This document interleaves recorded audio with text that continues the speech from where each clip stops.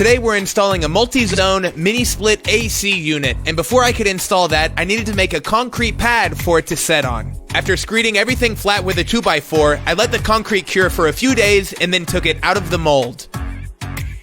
This DIY multi-zone mini-split unit from Mr. Cool is great. It can run up to 4 indoor air handlers. I'll be using 2, one in the living room and a second in the bedroom. And before I could install the living room unit, I needed to remove the window unit that was sticking through my living room wall. Then I could use the installation template that Mr. Cool provides and mount the bracket to some 2x4 studs behind the wall. You only need to drill one hole from the interior to the exterior of your home for each of these indoor units. I've got a stucco finish on the exterior of my home, so we had to cut through that, then run the flange that Mr. Cool provides through the wall. That way it was a clean look. I also used some 1/2-inch plywood to cover up the hole in the side of my wall where that old window unit air conditioner was. And eventually I'll do a stucco patch to blend all of that out. To prepare my indoor unit, I needed to bend my line set so that it could stick through that hole that we drilled through the exterior wall. I also used some insulating tape to make sure that everything was wrapped up tight. Each of these units come with a really long electrical cord, which is nice. You'll want to feed that through the wall, and your unit just clips right onto the template. After I installed the living room receiver successfully, I installed the air handler in the bedroom the exact same way. Well, almost the exact same way. I needed to make sure that this line set went out the right side of the receiver and through the exterior wall. And after that, we carefully bent those line sets 90 degrees down towards the condenser.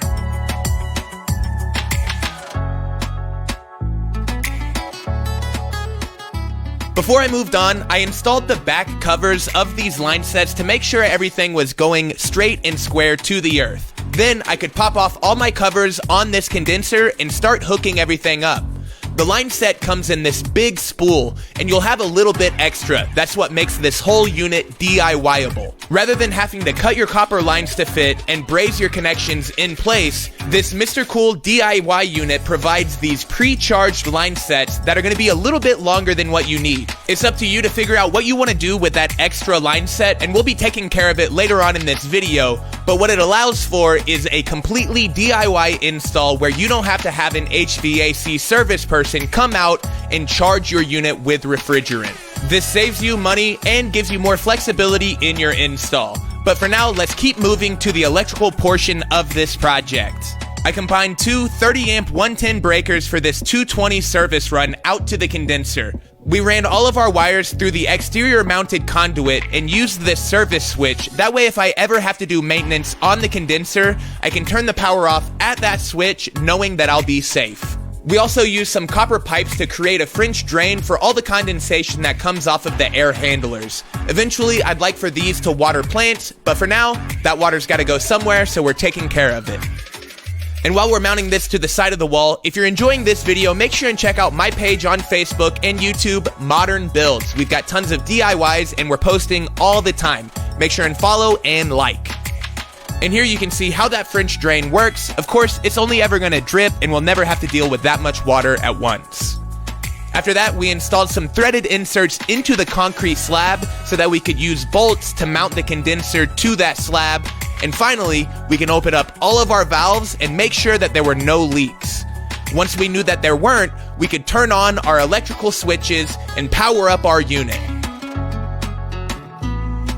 Right away, we cranked both of our units onto their coldest setting and the temperature dropped right away. We also double checked all of our connections to make sure that there were no leaks and hooked up a yellow jacket testing meter to find that we were getting the perfect temperature off of our coils. So with the seal of approval, I could move on to sealing up and soundproofing all of our connections with this joint sealing tape. And I took the time to cut down some fence posts into this cover for all of the excess line set that I talked about earlier on in this video. I just wanted to build something that could cover up those spools of line set so that this whole thing was presentable. This is part of the whole DIY process, which is figuring out simple, clever solutions to common problems. Overall, I love the way this project came out, and I'm really happy with the presentation. Like I mentioned, I added some simple garden beds, and I'll add some plants later on that those drains will eventually feed and water. The Mr. Cool smart thermostat is really convenient, and you can program your units directly from their smartphone app anytime, anywhere. So thanks a ton for watching. I hope this video helped, and we'll see you next time on Modern Builds. Bye, everybody.